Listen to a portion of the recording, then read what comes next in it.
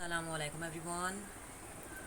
Karachi weather forecast के साथ आपकी खिदमत में हाजिर है। खलीज बंगाल में उठने वाला हवा का कम दबाव, ये जो साइक्लोन है इसका नाम गुलाब है। गुलाब साइक्लोन जो कि भारत के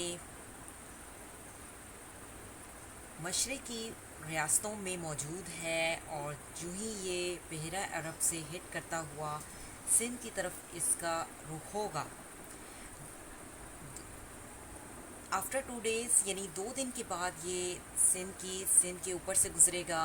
अगर ये सिंध के ऊपर से गुज़रता है तो कराची में तूफ़ानी बारिश का इम्कान है। सिंध के मुख्तलिफ़ इलाक़ों में तूफ़ानी बारिश आ सकती है।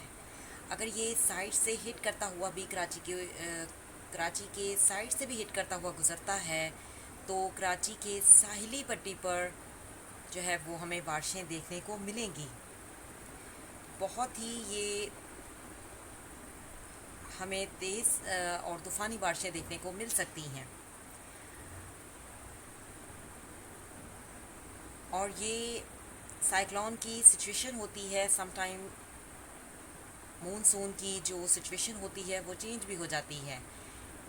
लेकिन अगर ये साइड से हिट करता हुआ भी गुज़रे तब भी हमें बारिशें तो देखने को मिलेंगी, ख़ास तौर पर कराची के साहिली पट्टी पर।